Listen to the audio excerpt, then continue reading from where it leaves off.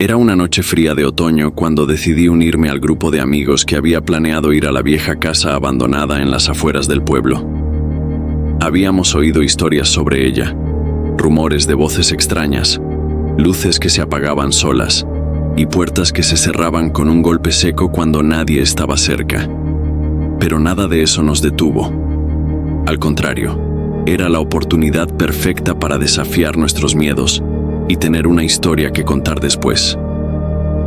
La casa estaba oculta, casi invisible entre los árboles retorcidos del bosque.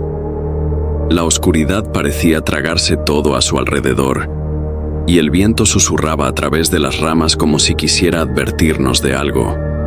Al acercarnos, la sensación de estar observados era palpable, pero ninguno de nosotros se atrevió a decirlo. Nos reíamos nerviosos, sin saber que estábamos a punto de adentrarnos en algo mucho más siniestro de lo que imaginábamos. El ambiente dentro de la casa era aún más escalofriante. Había algo en el aire, un peso invisible, como si la casa misma estuviera esperando nuestra llegada. Cada paso que dábamos sobre el suelo crujiente resonaba de forma extraña, y la luz de nuestras linternas parpadeaba, como si intentaran apagarse por sí solas. La casa estaba cubierta por una capa gruesa de polvo, y las paredes estaban tan agrietadas que parecían estar a punto de derrumbarse en cualquier momento. La primera habitación que exploramos era grande y oscura, con muebles cubiertos por sábanas blancas. Había una extraña sensación de abandono, pero también de desespero, como si alguien hubiera dejado todo en un apuro, con miedo. Las ventanas rotas dejaban pasar el viento que hacía que las cortinas se movieran lentamente, creando sombras que parecían bailar en las paredes. Fue en esa habitación donde encontramos lo que estábamos buscando: una vieja mesa de Ouija, cubierta por una capa de polvo tan gruesa que apenas se podía distinguir su forma. La tabla parecía desafiante, como si hubiese estado esperando ser usada nuevamente, como si su propósito aún no se hubiera cumplido. Todos nos miramos, sabíamos lo que eso significaba. Nos sentamos alrededor de la mesa, ansiosos, y comenzamos a colocar nuestras manos sobre el planchet. Al principio, todo fue en tono de broma, preguntas tontas, risas nerviosas, y el planchet se movía lentamente, como si estuviera tomando su tiempo para responder.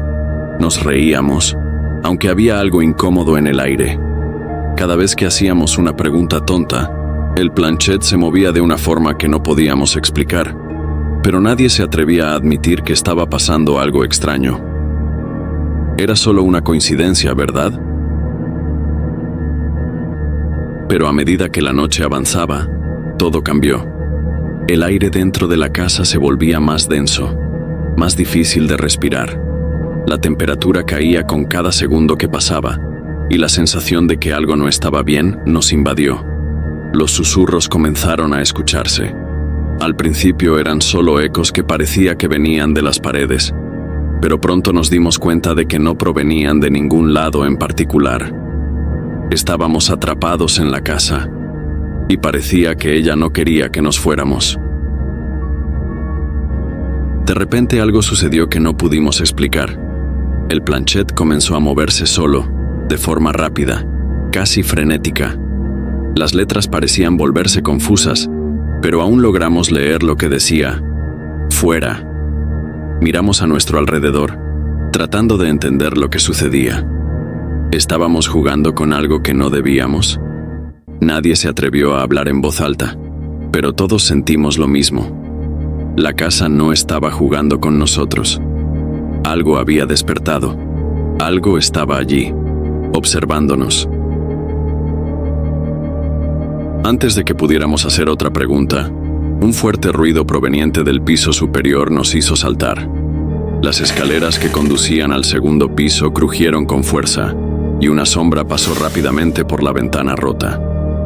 Pensamos que podría ser otro amigo, quizás uno de los chicos que había ido a explorar por su cuenta, pero cuando llamamos su nombre, solo nos respondió un eco vacío. La casa parecía estar viva, respirando, y nos estaba observando. Decidimos seguir jugando, aunque el miedo se había instalado en todos nosotros. Preguntamos si había alguien con nosotros, y la respuesta llegó rápidamente. Sí. Nos miramos, algunos empezaron a dudar si continuar, pero la curiosidad nos venció. ¿Quién eres?, preguntó Javier con la voz temblorosa. La planchette se deslizó hacia la palabra Elena, y antes de que pudiéramos decir algo, la temperatura en la habitación descendió de golpe. El aire se volvió más espeso, como si algo estuviera entrando en la sala. Sentí un escalofrío recorrer mi columna vertebral, y la sensación de ser observado se intensificó. Algo estaba aquí, con nosotros.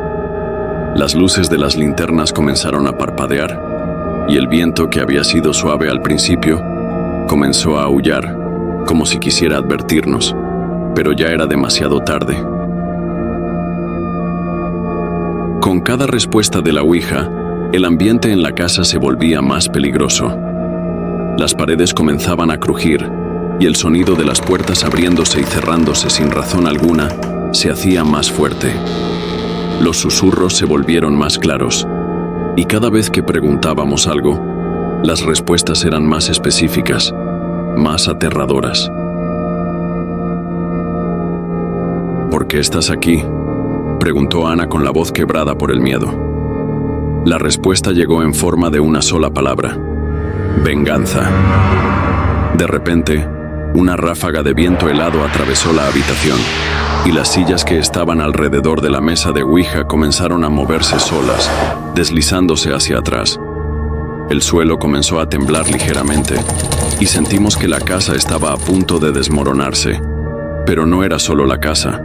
Algo estaba dentro de ella, algo antiguo, algo que no deseaba ser despertado. La Ouija nos reveló que Elena había sido víctima de un crimen brutal, un crimen encubierto por años. La entidad que había despertado no era un simple espíritu. Era la venganza de un alma atrapada entre los dos mundos, que deseaba que todos los que se atrevieran a entrar en su hogar pagaran por lo que le habían hecho.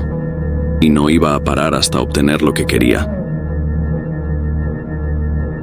La casa parecía cobrar vida propia.